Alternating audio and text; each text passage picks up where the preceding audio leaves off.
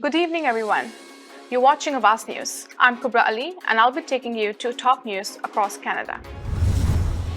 York police issue warning after 5 overdoses and a death reported last weekend. Oshawa man facing second-degree murder charge after victim of violent assault dies. Heat warning in effect for Toronto.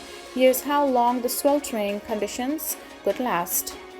Nearly 2,000 Air Canada flights delayed, cancelled over long weekend. Toronto MPP Adil Shamji launches bid to lead Ontario Liberals. Canada's office vacancy rate climbed to its highest level in nearly 30 years last quarter.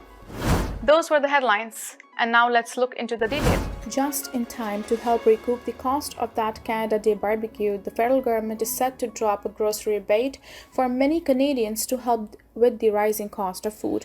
The grocery rebate was announced as part of the federal government's 2023 budget and is expected to be distributed on July 5th alongside the next quarterly GST/HST credit payment. While the maximum possible rebate is just over $600, UFT professor Michael J. Widener says it will nonetheless make a difference for many families who are struggling with the rising cost of living. While he acknowledged the rebate will give some people a leg up, he agreed that it's absolutely a band-aid solution and said that injecting a large amount of cash into the economy in the moment where we are facing inflation won't help the people who need help in the long term. He said if government policy could help reduce sky-high rents in places like Toronto, people would have more money left over for necessities like groceries. Widener said government policy could also be useful in helping to stimulate more competition in the grocery sector, where Canada has just a handful of companies in the market. The national office vacancy rate in Canada climbed in the second quarter to its highest level since 1994, according to a report by commercial real estate firm CBRE. The firm said Tuesday that the national office vacancy rate rose to 18.1% in the second quarter, up from 17.8% in the first quarter. It was the highest level since the first quarter of 1994, when it was 18.6%. The increase in the overall rate came as the downtown office vacancy rate in the second quarter rose to 18.9% compared with 18.5% in the first quarter. The suburban office vacancy rate was 17.1%, up from 16.9%. CBRE said downtown vacancies in the second inched inched higher in all major centers across the country except for Calgary and Waterloo region in Ontario. The downtown vacancy rate in Vancouver was 11.5% in the second quarter, up from 10.4%, while the rate in Toronto was 15.8%, up from 15.3% in the first quarter. Montreal saw its downtown rate rise to 17.0% from 16.5%. Meanwhile, the downtown vacancy rate in Calgary was 31.5% downtown from 32.0% in the first quarter. Waterloo region's downtown rate was 21% compared to 22% in the first 3 months of the year. CBRE said Calgary has benefited from the expansion of engineering, construction, and education sectors. CBRE said that before the pandemic, Canada claimed the two lowest vacancy office markets in North America, in Toronto and Vancouver, where downtown vacancy hovered around 2% for several years. The company said there is 11.5 million square feet of office space under construction, including 6.2 million in Toronto, 2.7 million in Vancouver, and 1.9 million in Montreal. Provincial Liberal legislator Adil Shamji says he's running to be a leader of the Ontario Liberals. He says he will be working on solutions to problems in healthcare, housing affordability, and education after touring the province over the past few months. Shamji worked as an emergency room physician before winning office in Toronto riding last year. Mississauga, Ontario Mayor Bonnie Crombie, federal Liberal legislators Yasser Naqvi and Nathaniel Erskine Smith, and provincial lawmaker Ted Sue have all declared leadership bids. Ontario Liberals are set to vote for their new leader through ranked ballots in late November, with the results to be unveiled December 2nd. The party has said it will host at least 5 debates around the province during the race. York Regional Police have issued a warning after 6 incidents of suspected fentanyl overdoses, including a death, were reported over the long weekend. According to investigators, officers responded to 2 overdose calls between midnight on July 1st and 1 a.m. on July 2nd. Both victims, police said, had attended a party in the area of Beverly Glen Boulevard and Dufferin Street in Vaughan and taken cocaine believed to be laced with fentanyl. A third victim was found unresponsive in Vaughan bus shelter on July 1st. He was rushed to the hospital but later died. Police say that cocaine was found on the victim. 3 other occurrences of suspected fentanyl overdoses were reported in Newmarket and Georgina throughout the Canada Day weekend, police said. At least one of those incidents also involved cocaine that was believed to be laced with fentanyl. In its warning to the public, York police say that any drug can be potentially lethal.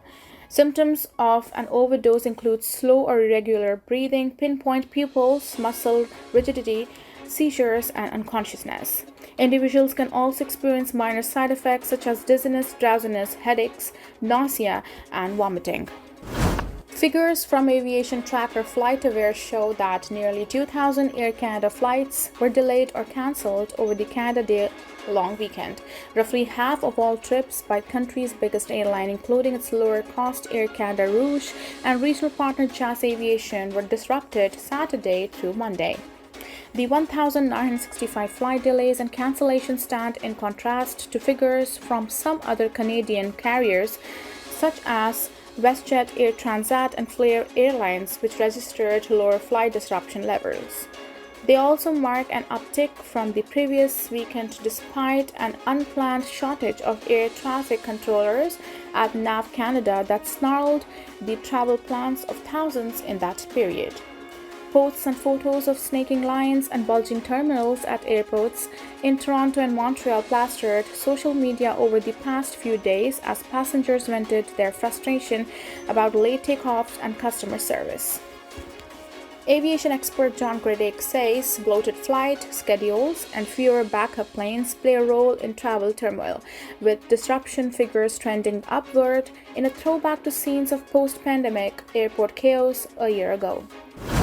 Most of Ontario, including Toronto, Mississauga, Hamilton, Niagara, York, and Durham regions, is under a heat warning as temperatures are forecasted to reach the high 20s to low 30s over the next several days. Early Tuesday morning, Environment Canada advised people to expect humid, hazy, and hotter than usual conditions that could actually feel more like the high 30s to low 40s. This multi-day heat event is expected to last until Thursday. David Phillips, a senior climatologist with Environment Canada, said most of the Ontario, along with many parts of Quebec, are currently under a big, large, high-pressure area, which he called the typical kind of summer weather, where we get the triple H, the heat, the haze, and the humidity. Hesitant to call it a dome, Phillips said, heat warnings are being issued from Wawa to Windsor and from Wisconsin to Mississauga and across large swaths of province of Quebec as this latest weather system is stationary in nature. Phillips also noted that previous bouts of high heat across Ontario and Quebec have come with cooler nights, which isn't the case this time around. In response to the heat warning, the City of Toronto announced that 7 of the city's outdoor public pools will have their opening hours extended on Tuesday. An Oshawa man has been charged with second-degree murder after the 72-year-old woman he allegedly got into a fight with late last month died on Saturday. The incident, which police described as violent assault, happened on June 24th at a home on Bermuda Court on Oshawa. At 11:20 p.m. that night, members of Durham Regional Police Services Central West Division attended a residence following reports of an argument. At the scene, police found a 72-year-old woman with what they described as significant injuries. The victim, identified by police as Linda Carter, was taken to a trauma center in the Toronto area in life-threatening condition. Carter died of her injuries on July 1st. Sean Carter, 37, of Oshawa, was arrested at the scene and charged with 1 count of aggravated assault and 1 count of assaulting a peace officer. Police said during the arrest, 2 officers received minor injuries and were treated at a local area hospital. The Special Investigations Unit is probing that incident. The accused, meanwhile, has now been charged with second-degree murder. He was held for a bail hearing. Police said the victim and the suspect are known to one another and there is no concern for public safety. Thank you for tuning in. I'm Kubra Ali. I'll be back tomorrow, same time, same channel. Have a good night.